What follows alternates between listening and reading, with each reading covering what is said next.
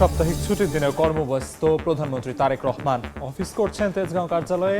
দপ্তর প্রধান ও কর্মকর্তাদের সঙ্গে মত বিনিময়। এবারের ঈদ যাত্রা আরও স্বস্তিদায়ক ও নিরাপদ হবে। চাঁদাবাজি ও বাড়তি ভাড়া আদায়ের চেষ্টা করলে কঠোর ব্যবস্থার হুঁশিয়ারি সড়ক পরিবহন মন্ত্রীর। পাবনায় বাড়ি থেকে তুলে নিয়ে কিশোরীকে ধর্ষণের পর হত্যা, বাধা দেয় দাদিকেও খুন, ধর্ষক ও আশ্রয়দাতাদের শেকড় উপড়ে ফেলার হুঁশিয়ারি আইনমন্ত্রীর। গুলশানে পানির দরে বিলাসবহুল ফ্ল্যাট বরাদ্দ, আওয়ামী লীগ আমলে বিচারক আমলাদের তুষ্ট করতে রাষ্ট্রের ক্ষতি 230 কোটি টাকা, তদন্তে দুদক।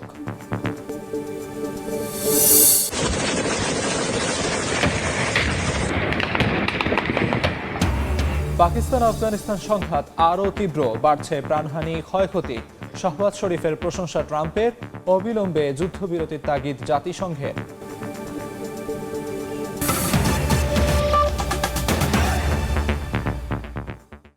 সময় সংবাদের সঙ্গে আছি আমি আমিরুল ইসলাম আলিফ। সাপ্তাহিক ছুটির দিনেও অফিসে কর্মব্যস্ত সময় পার করছেন প্রধানমন্ত্রী তারেক রহমান। সকালে তেজগাঁও কার্যালয়ের দফতর প্রধান ও কর্মকর্তাদের সঙ্গে মত বিনিময় করেন তিনি। সকাল 10টায় প্রধানমন্ত্রী তারেক রহমান তেজগাঁও কার্যালয়ে আসেন। এরপর কার্যালয়ের কর্মকর্তা কর্মচারী ও অধীনস্থ দফতর প্রধানদের সঙ্গে মত বিনিময় করেন সরকার প্রধান। সরকার গঠনের পর দ্বিতীয় দিনের মতো তেজগাঁও কার্যালয়ে অফিস করছেন তিনি। এর আগে গত শনিবার প্রথম তেজগাঁও কার্যালয়ে আসেন প্রধানমন্ত্রী। বাকি দিনগুলোতে সচিবালয়ে অফিস করেছেন প্রধানমন্ত্রী তারেক রহমান।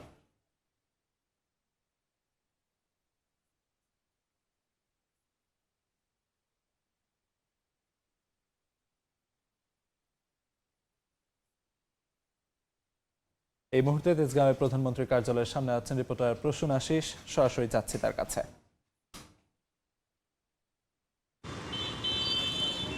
দেখুন, এর আগেই জানানো হয়েছিল যে প্রধানমন্ত্রী তারেক রহমান সাপ্তাহিক ছুটির দিনগুলোতেও অফিস করবেন। মূলত আজ সকাল 10:15টার দিকে প্রধানমন্ত্রী তারেক রহমান তেজগাঁওয়ের এই প্রধানমন্ত্রীর কার্যালয়ে তিনি আসেন। এবং আমি যদি একটু বলি যে এর আগে কিন্তু সরকার গঠন করার পরে কিন্তু প্রধানমন্ত্রী তারেক রহমান বেশিরভাগ দিনগুলোতেই অফিস করেছেন সচিবালয়ে মন্ত্রিপরিষদ বিভাগের নিজ দপ্তরে তিনি অফিস করেছেন। কিন্তু এরই মধ্যে একটি ঘোষণা করা হয়েছে যে সাপ্তাহিক ছুটির দিনগুলোতেও তিনি অফিস করবেন। তো গত শনিবারও তিনি কিন্তু এই তেজগাঁওয়ের যে প্রধানমন্ত্রীর কার্যালয়, এখানে তিনি অফিস করেছেন। সেদিন আমরা জেনেছিলাম যে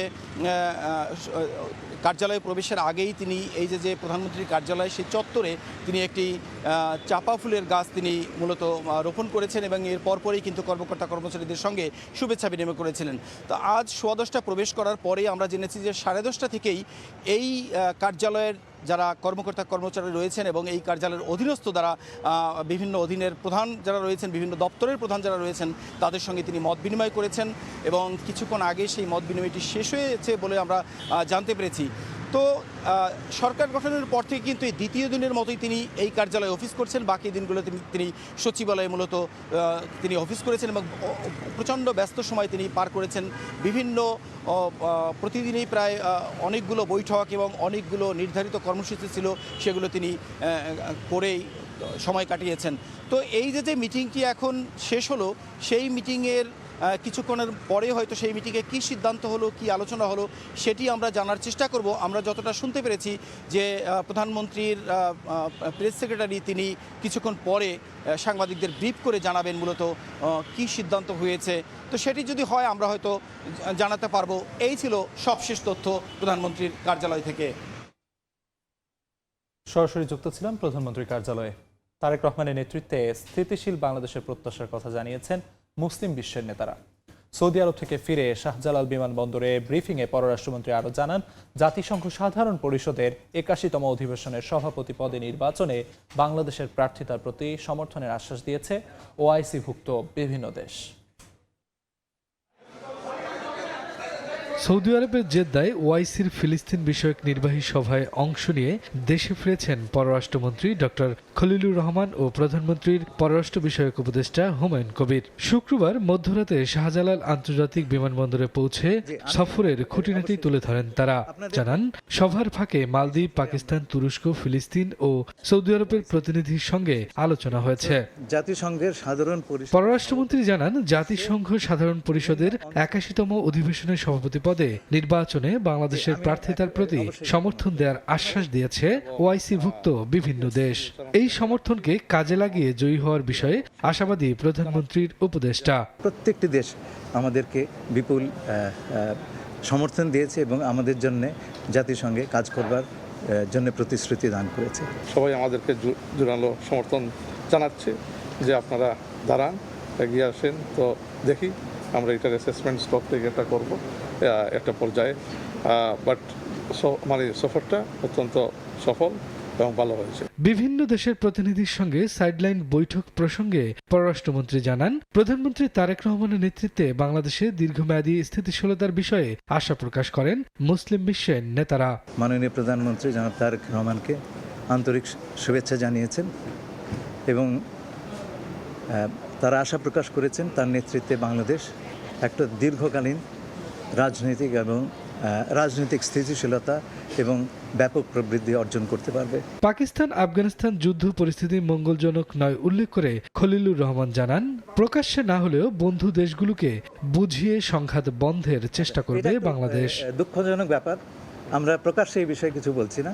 আমরা আমাদের মতন করে বন্ধুদের বোঝানোর চেষ্টা করছি যে এ ধরনের যুদ্ধ কারো জন্য মঙ্গলকর নয়। এ সময় স্বাধীন ফিলিস্তিন রাষ্ট্র গঠনে বাংলাদেশের দ্ব্যর্থহীন অবস্থানের কথা পুনর্ব্যক্ত করেন পররাষ্ট্রমন্ত্রী। দেখুন, বাংলাদেশের যে পজিশন প্যালেস্টাইনের উপরে, এটা দ্ব্যর্থহীন।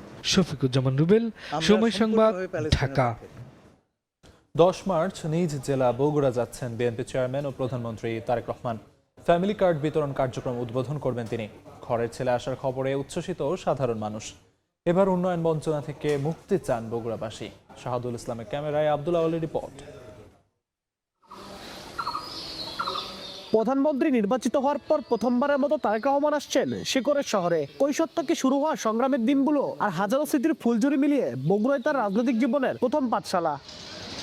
আগামী 10 মার্চ বগুড়া থেকে দেশের 14টি উপজেলায় ফ্যামিলি কার্ড বিতরণ কার্যক্রমের উদ্বোধন করবেন প্রধানমন্ত্রী। সদর উপজেলার শাখারিয়া ইউনিয়নের 3 নম্বর ওয়ার্ড দিয়ে শুরু হবে এই কার্যক্রম। ফ্যামিলি কার্ড বিতরণ কার্যক্রম সুষ্ঠুভাবে সম্পন্ন করতে ইতিমধ্যে জেলা প্রশাসক ও উপজেলা নির্বাহী কর্মকর্তাকে সভাপতি করে আলাদা 2টি জেলা ও উপজেলা কমিটি গঠন করা হয়েছে। ঘরের ছেলে প্রধানমন্ত্রী হওয়ার পর নিজ জন্মভিটায় আসার খবরে উচ্ছ্বসিত সাধারণ মানুষ। অনেক ভালো লাগতেছে, যেহেতু 64 জেলার মধ্যে যেহেতু আমাদের বগুড়াতে ফার্স্ট এই ফ্যামিলি কার্ডটা দেওয়ার উদ্যোগ নিছে। আমাদের বগুড়ার সন্তান, বগুড়ার ছেলে দেশের প্রধানমন্ত্রী, সে আমাদের এলাকায় আসবে, এটা তো আমাদের খুব আনন্দের কথা। প্রথম সফর বগুড়াতে করবে এই হিসেবে বগুড়াবাসী আমরা খুবই আনন্দিত।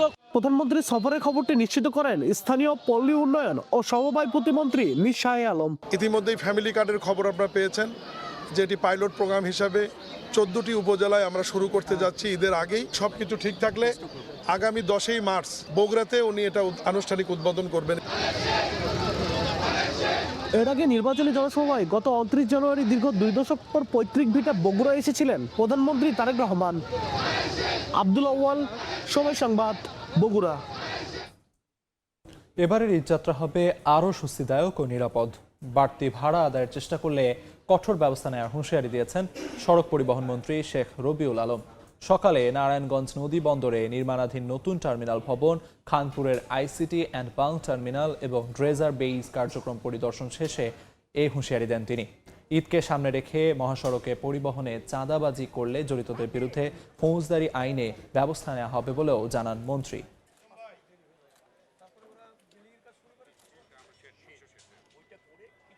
গতবার মোটামুটি একটা স্বস্তির যাত্রা হয়েছে, এবার তার চেয়ে আরও বেশি মনোযোগী এবং আরও বেশি আপনার তৎপর থাকবে সব সংস্থাগুলি, বিশেষ করে ট্রাফিক বিভাগ, তারপর রয়েছে আমাদের নৌতে কোস্টগার্ড আছে, নৌ পুলিশ আছে, আনসাররা আছে, তারা কাজ করবে এবং আমাদের যে টিম আছে তারাও সার্বক্ষণিক থেকে নিশ্চয়ই অবাধ যাত্রা নিশ্চিত করবে। কোনো ভাড়া বাড়বে না, আর যারা এভাবে ভাড়া বাড়ানোর চেষ্টা করবে তাদের বিরুদ্ধে কঠোর ব্যবস্থা নেওয়া হবে। পাবনায় ঘর থেকে কিশোরীকে তুলে নিয়ে ধর্ষণের পর হত্যার অভিযোগ উঠেছে। বাধা দেয়ায় খুন করা হয়েছে দাদিকেও। ঈশ্বরদীর ভবানীপুর উত্তরপাড়া এলাকায় এ ঘটনা ঘটে। পুলিশ জানায় মধ্যরাতে হঠাৎ কান্নার আওয়াজ শুনে রাস্তায় বের হন স্থানীয়রা। পরে কান্নার আওয়াজ থেমে গেলে বাড়িতে চলে যান তারা। সকালে বাড়ির উঠানে বৃদ্ধা সুফিয়া খাতুনের রক্তাক্ত মরদেহ পড়ে থাকতে দেখেন এলাকাবাসী। এক পর্যায়ে ঘরে নাতনি জামিলাকে না পেয়ে খোঁজাখুঁজি শুরু করে। পরে বাড়ির পাশে সরিষা ক্ষেত থেকে নাতনির মরদেহ উদ্ধার করা হয়। পুলিশ প্রাথমিকভাবে ধারণা করছে ধর্ষণের পর ওই কিশোরীকে হত্যা করা হয়েছে। মাঠের মধ্যে সব যায় দেখা যে ওই জামের নাম হইল আর কি। রক্ত ফলো করে ওখানে দৌড়ে চলে গেল। যাওয়ার পরে ওখানে গিয়ে দেখে যে বিবস্ত্র অবস্থায়, হয়তো হতে পারে ধর্ষণ হতে পারে। আমার সন্তান যেভাবে মারেছে তার থেকে নিষ্পৃত করে জানে ওদেরকে মারে। আমরা ঘটনাস্থলটা দেখছি, বিভিন্ন এই ঘটনা জড়িতদের বিষয়ে এবং ঘটনাটা কিভাবে ঘটলো এটা জানার চেষ্টা করতেছি। আমাদের পুলিশ এবং অন্য টিমও কাজ করছে আর কি। এই মুহূর্তে ঘটনাস্থলে আছেন সহকর্মী সবুজ মোল্লা। সরাসরি যাচ্ছি তার কাছে। আসলে যেমনটি বলছিলেন, আসলে আজকে যে দিনটি এটা কিন্তু পাবনার ঈশ্বরদী অর্থাৎ দাসুরিয়া ভবানীপুর যে গ্রামটি, এটির কিন্তু শোকের মতন একটি দিন চলছে। আসলে গত রাতে দুটি হত্যাকাণ্ডের ঘটনার খবর কিন্তু পাওয়া গেছে। আমরা এই মুহূর্তে রয়েছি ঠিক সেই জায়গাটি। এই জায়গাটির নাম হলো পাবনা জেলার ঈশ্বরদী থানার দাসুরিয়া ইউনিয়ন ভবানীপুর উত্তরপাড়া নামক স্থানে। এখানে আমরা যেমনটি জেনেছি যে নাতনি এবং দাদিকে উভয় দুইজনকে কিন্তু হত্যাকাণ্ডে মানে লাঠি দিয়ে পিটিয়ে হত্যাকাণ্ডের ঘটনা কিন্তু ঘটেছে। আমরা যেমন যদি একটু কালকের দিনে ফিরে যাই, গতকাল রাত 11টায় এ সময় এলাকায় কিন্তু হঠাৎ করে চিৎকার চেঁচামেচির শব্দ শুনতে পায় এলাকাবাসী। এরপর রাস্তায় নেমে আসে তো এলাকার লোকজন।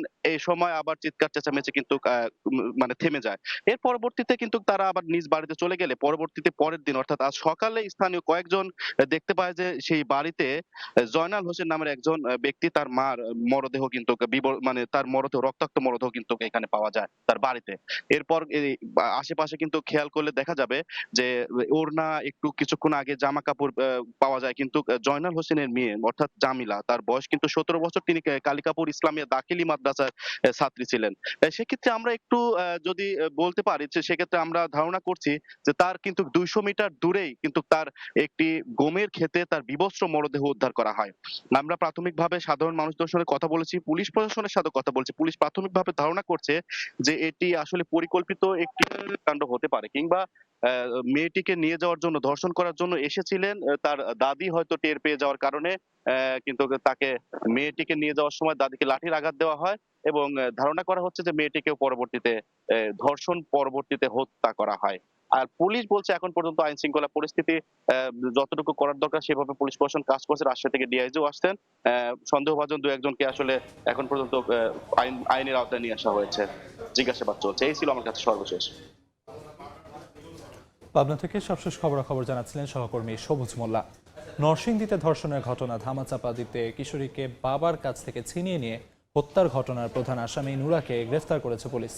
এ নিয়ে অভিযুক্ত 9 জনের মধ্যে 7 জনকেই ধরা হয়েছে। বাকিদের ধরতে অব্যাহত আছে পুলিশের অভিযান। নরসিংদীর মাধবদীতে সংঘবদ্ধ ধর্ষণ ধামাচাপা দিতে বাবার কাছ থেকে কিশোরীকে ছিনিয়ে নিয়ে হত্যার ঘটনায় তোলপাড় সারা দেশ।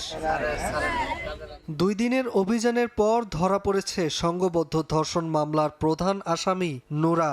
শুক্রবার রাতে গাজীপুরের মাওনা থেকে তাকে গ্রেফতার করা হয়। এছাড়া ময়মনসিংহের গৌরীপুর থেকে ধরা পড়ে আরেক আসামি হজরত আলী। এ নিয়ে মোট 7 জনকে গ্রেফতার করল পুলিশ।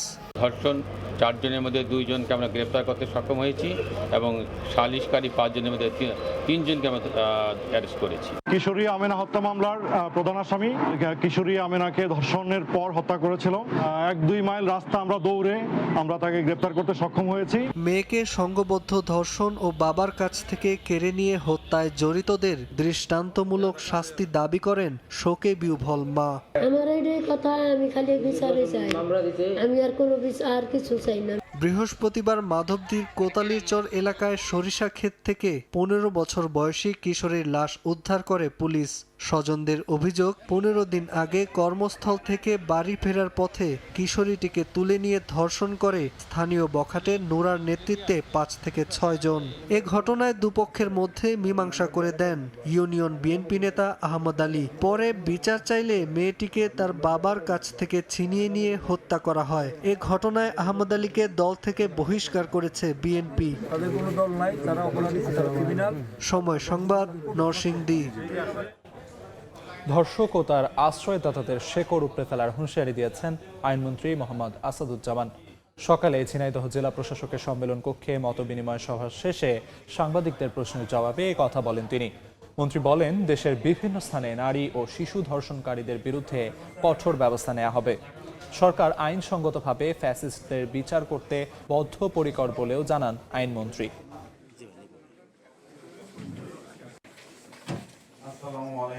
এ ধরনের অপরাধ যেই করে থাকুক এবং তাদেরকে যদি কেউ শেল্টার দিতে আসে তাদেরকে সহ শিকড় উপড়ে ফেলা হবে। বাংলাদেশের রক্তের সিঁড়ি বেয়ে ফ্যাসিস্টদের পতন ঘটানো হয়েছে। বাংলাদেশ গণতান্ত্রিক অগ্রযাত্রায় মহাসড়কে উঠেছে। সুতরাং আইনের শাসন, ন্যায় বিচার, মানবাধিকার প্রতিষ্ঠায় আমাদের সরকার বদ্ধপরিকর এবং সেই পথ ধরে আমরা হেঁটে যাব। নারী ও শিশু নির্যাতনকারীদের দৃষ্টান্তমূলক শাস্তির দাবি জানিয়ে মানববন্ধন করেছে বাংলাদেশ জামায়াতে ইসলামী কেন্দ্রীয় মহিলা বিভাগ। সকালে রাজধানীর জাতীয় প্রেস ক্লাবের সামনে মানববন্ধনে দাবি জানানো হয়। এ সময় আসামিদের সর্বোচ্চ শাস্তি মৃত্যুদণ্ড নিশ্চিত করতে আইনমন্ত্রী ও স্বরাষ্ট্রমন্ত্রীর প্রতি আহ্বান জানিয়ে মানববন্ধনকারীরা বলেন, শুধু আইনি প্রক্রিয়াই নয়, দ্রুত বিচার ট্রাইব্যুনালের মাধ্যমে বিচার কার্যকর করতে হবে। তা না হলে দেশব্যাপী কঠোর আন্দোলনের হুঁশিয়ারি তাদের।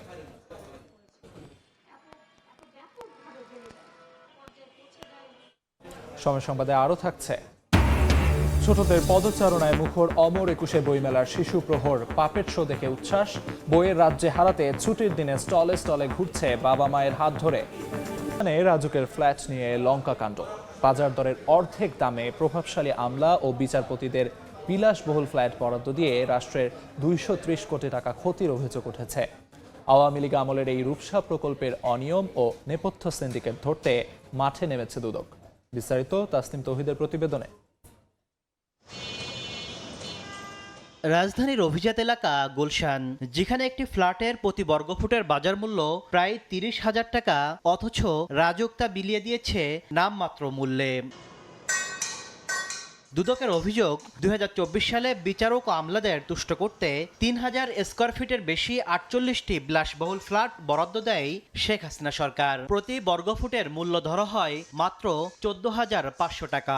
গুলশানের মতো এলাকায় এমন দরে ফ্ল্যাট দেওয়ায় এতে রাষ্ট্রের ক্ষতি হয়েছে অন্তত 230 কোটি টাকা। দুদকের অনুসন্ধান বলছে, ফ্ল্যাট সুবিধাভোগীদের তালিকায় রয়েছেন সাবেক বিচারপতি, আইজিপি থেকে শুরু করে সাবেক সচিব ও এমপিরা। যেখানে এক একটি ফ্ল্যাটের বাজার মূল্য 9 কোটি টাকা হলেও তারা পেয়েছেন অর্ধেক দামে। রাজুকের রাজধানীর রূপসা অ্যাপার্টমেন্ট প্রকল্পে আওয়ামী আমলা বিচারকদের কম দামে ফ্ল্যাট দেওয়ার একটি অভিযোগ ছিল। সেই অভিযোগটির অনুসন্ধান শুরু হয়েছে। জড়িত সংশ্লিষ্ট সকলের বিষয়ে অনুসন্ধান শেষে প্রকৃত তথ্য উঠে আসবে। একটি এনফোর্সমেন্ট অভিযান পরিচালনা করা হয়েছিল, ওখানে প্রাথমিক সত্যতা পাওয়া গেছে। এই নগর পরিকল্পনাবিদ বলছেন, বিগত সরকারের মদদে একটি নির্দিষ্ট সিন্ডিকেটকে অবৈধ সুবিধা দিয়েছিল রাজুক। কারা কিভাবে প্লটগুলো পেয়ে থাকেন, বিশেষ করে ক্ষমতার অপব্যবহার বিগত সময়ে কারা করেছেন এবং তার সাথে রাজুক কেন্দ্রে কারা জড়িত ছিল। অধিকাংশ ক্ষেত্রে রাজনীতিবিদ যারা জড়িত ছিল, কারা অর্ডার দিয়েছে, সেটা আমরা প্রায়শই মিডিয়ার মাধ্যমে শুনে থাকি। কিন্তু রাজুকের ভেতরে যে চক্রটা আছে, সেই চক্র নিয়ে কখনো কথা হয় না। তাহলে আমলাতন্ত্রের ভেতরে এবং তাদের রাজুকের স্টাফদের মধ্যে যারা আছেন, এই চক্রটাকে উন্মোচন না করলে রাজুকের মধ্যে যে আমরা বলছি যে সততা এবং জবাবদিহিতা, সেটা আসবে না। ফ্ল্যাট বরাদ্দে এই অনিয়মের ঘটনায় ব্যবস্থা নিতে রাজুক চেয়ারম্যানকে চিঠি দিয়েছে দুর্নীতি দমন কমিশন দুদক। তাসনিম তৌহিদ, সময় সংবাদ, ঢাকা। ছুটির দিনে অমর একুশে বইমেলার শিশু প্রহর ছোটদের কলকাকলিতে মুখর। এই মুহূর্তে বইমেলা প্রাঙ্গণে আছেন সহকর্মী মেহানি, সরাসরি যাচ্ছি তার কাছে। আহা কি আনন্দ, আকাশে বাতাসে যেন সেই কি আনন্দ যেন চলছে শিশু চত্বরে। এখন কিন্তু এখানে দেখতে পাচ্ছেন যে কাকতারুয়া পাপেট থিয়েটারের আসলে একটু আগে পাপেট শো হয়েছে এবং এখন কিন্তু সব এখন কিন্তু সব বাচ্চারা এখানকার যে বড় যে পাপেটগুলো রয়েছে সেগুলোকে নিয়ে আসলে আনন্দে মেতে উঠেছে। এবং একটু বলি যে কাকতাড়ুয়া পাপেট থিয়েটারে কিন্তু তাদের যে পরিবেশনা সেটি আসলে মঞ্চে তুলেছেন এবং এখানে কিন্তু একটু আগে ছোট ছোট পুতুল, সহজ গল্প, ছড়া আর গানের মাধ্যমে আসলে শিশুদের মন জয় করে নিচ্ছে তারা। এবং এখন যদি দেখি যে সব বাচ্চারা কিন্তু এখানে যে বড় মাস্কটগুলো রয়েছে সেগুলোকে ঘিরে আনন্দ প্রকাশ করছে এবং অনেকে কিন্তু এখন হাততালি দিচ্ছে, কখনো কেউ প্রশ্ন উত্তর করছে, আবার কেউ মজার খেলায় আসলে অংশ নিচ্ছে। এখন যদি বলি যে শিশু চত্বরের আসলে পুরো পরিবেশটাই কিন্তু আসলে, এবং আপনারা যদি একটু দেখাই যে এখানে শিশুরা কিন্তু এখানকার যে বড় মাস্কটগুলো রয়েছে সেগুলোকে ঘিরে ধরেছে, তারা নানান প্রশ্ন ছুড়ে দিচ্ছে, তারা হাত মেলাচ্ছে, তাদের সাথে ছবি তুলতে চাচ্ছে এবং অভিভাবকরাও কিন্তু ভীষণ খুশি যে সিসিমপুরের যে আয়োজনটা আগে ছিল সেটি এখন গত 2 বছর ধরে হচ্ছে না। তো কিন্তু সেই যে সিসিমপুরের যে ঘাটতিটা, সেই ঘাটতিটা আসলে কাকতাড়ুয়া পাপেট থিয়েটার কিছুটা হলেও পূরণ করছে, সেজন্য অভিভাবকরাও কিন্তু আসলে খুশি। এখন আসলে শিশুদের প্রাণবন্ত মুখরতায় কিন্তু এখানে ভরে উঠেছে এবং আপনারা একটু দেখতেই পাচ্ছেন যে সবাই কিন্তু আসলে উপভোগ করছে। এবং একটু বলি যে এবারের আসলে শিশু কর্নারটির জায়গা পরিবর্তন হয়েছে এবং সেটি কিন্তু আসলে শরৎ উদ্যানের মুক্ত মঞ্চের এই পাশটাতে নিয়ে আসা হয়েছে এবং এখানে কিন্তু আপনারা দেখতেই পাচ্ছেন যে সবাই আসলে বাচ্চারা বিশেষ করে খুব উপভোগ করছে আর অভিভাবকরাও তাদের আনন্দ জানাচ্ছে। এই ছিল আমার কাছে শিশু কর্নার থেকে সর্বশেষ। সরাসরি যুক্ত ছিলাম অমর 21 বইমেলায়। গাজীপুরে সড়কের পাশে মিলল কিশোরের দগ্ধ মরদেহ। সকালে শ্রীপুরের বৃন্দাবন এলাকায় সড়কের পাশে একটি মরদেহ পড়ে থাকতে দেখেন স্থানীয়রা। খবর পেয়ে পুলিশ ঘটনাস্থলে গিয়ে মরদেহ উদ্ধার করে। নিহতের শরীর আগুনে পুড়ে গেছে এবং গলায় রশি পেঁচানো ছিল। ধারণা করা হচ্ছে দুর্বৃত্তরা হত্যার পর প্রমাণ ধ্বংসের জন্য মরদেহ আগুন ধরিয়ে দেয়। নিহতের লাশ ময়নাতদন্তের জন্য শহীদ তাজউদ্দিন আহমদ মেডিকেল কলেজ হাসপাতাল মর্গে পাঠানো হয়েছে। জড়িতদের শনাক্তে কাজ শুরু করেছে আইন শৃঙ্খলা বাহিনী।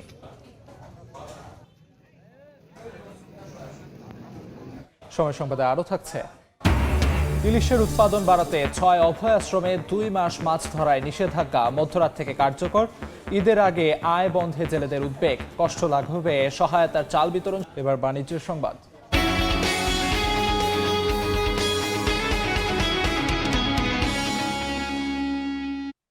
ব্যবসা পরিচালনার ব্যয় বেড়ে যাওয়ায় দেশে বিনিয়োগ খাত এখন স্থবিরবৃত্তে, যার প্রভাব পড়েছে সরকারের রাজস্ব আয়ে।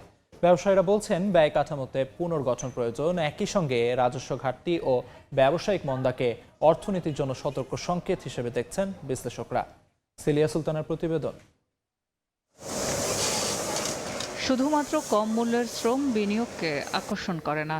মূল্যস্ফীতি, বিনিয়োগ প্রক্রিয়া সহজীকরণ, পরিবহন ও জ্বালানি, ডলারের বাজার, আমদানি রপ্তানিতে বিধিনিষেধ ও ব্যবসা পরিচালনায় কর ব্যবস্থাপনা বিনিয়োগের ক্ষেত্র তৈরি করে। এসব বিবেচনায় ভিয়েতনাম ও ভারত থেকে ব্যবসা পরিচালনা ব্যয় বেশি বাংলাদেশে। আমাদের ব্যাংকের interest rate high, inefficient logistics, আমাদের লজিস্টিক কস্ট অনেক হাই। এই সব কিছু মিলে বাংলাদেশের ইন্ডাস্ট্রি কিন্তু কম্পিটিটিভনেসটা হারিয়ে ফেলছে। তার সাথে আইন শৃঙ্খলা ও রাজনৈতিক অস্থিতিশীলতায় গত 1 বছরে পুঁজিবাজার থেকে বিদেশি বিনিয়োগ কমেছে 270 কোটি টাকা। দেশের শীর্ষ 10 কোম্পানির 6টিতে বিদেশি বিনিয়োগ কমেছে।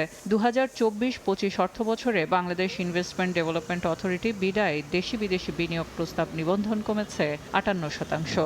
1 বছরে বন্ধ হয়েছে 182 পোশাক কারখানা। ব্যয় নির্বাহ করতে না পেরে সব খাত মিলিয়ে এ সংখ্যা আরও বেশি, যার প্রভাব 3 বার সময় বাড়িয়েও লক্ষ্যমাত্রা পূরণ করতে পারেনি রাজস্ব খাত।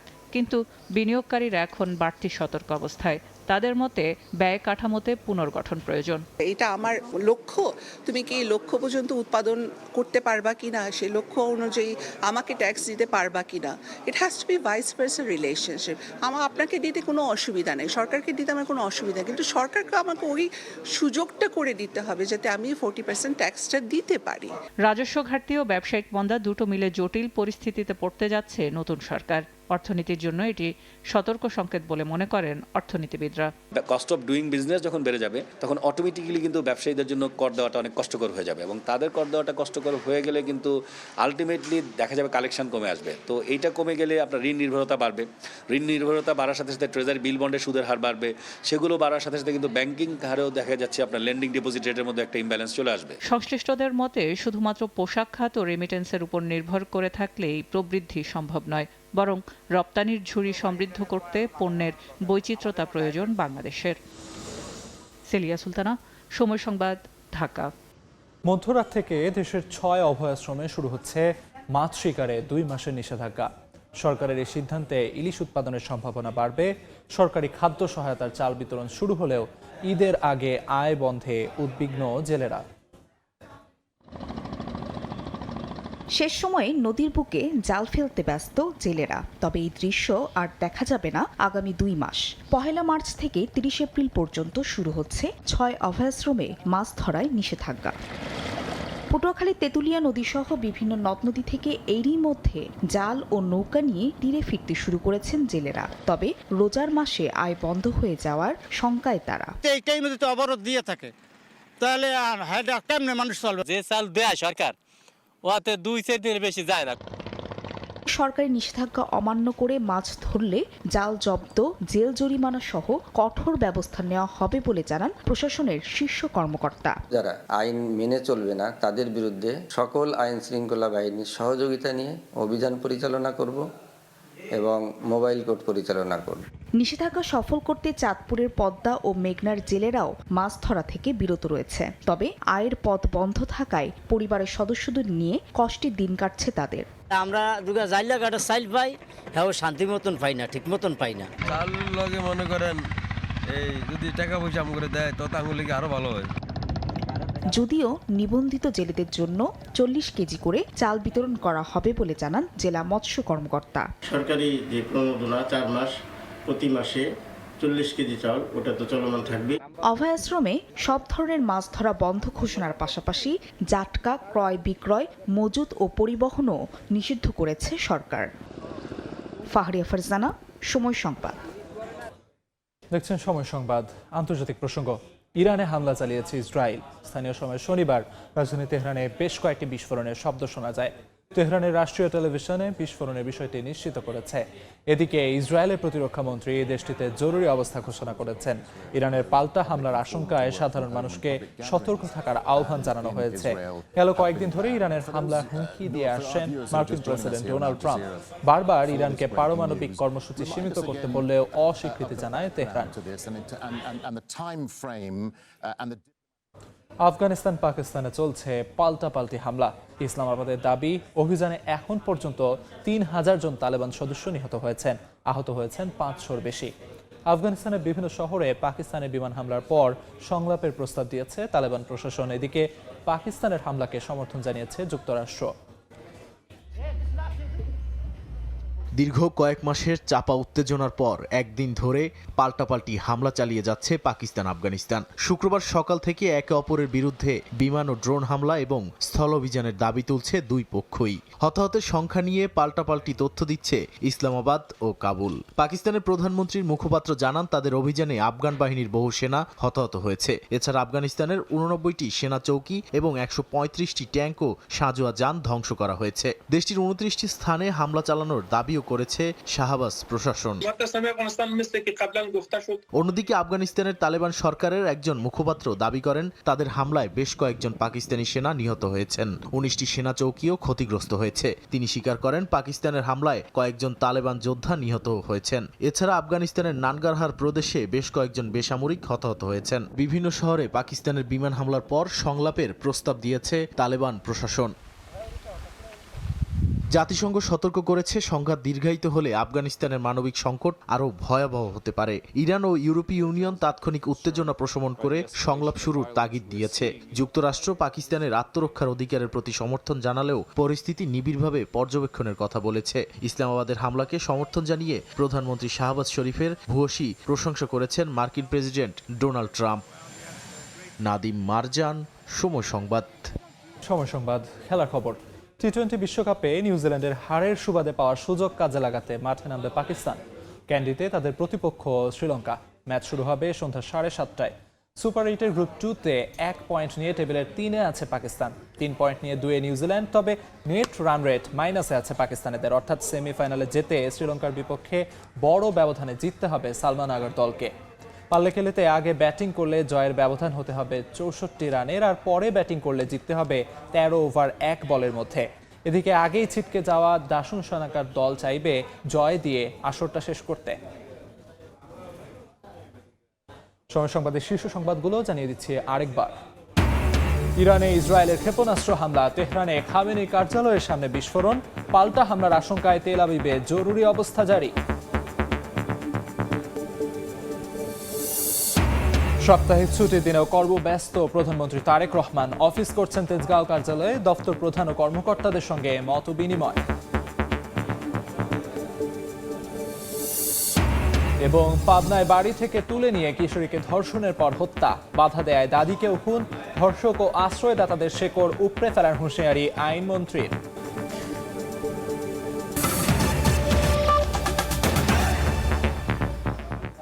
এই ছিল দুপুর 12টার সময় সংবাদে। এরপর খেলার সময়ের সঙ্গে থাকবেন সাব্বির মিথুন। আলিফ, আপনাকে ধন্যবাদ। খেলার সময় নিয়ে আসছি কিছুক্ষণ পর, সঙ্গে থাকুন সময়ের।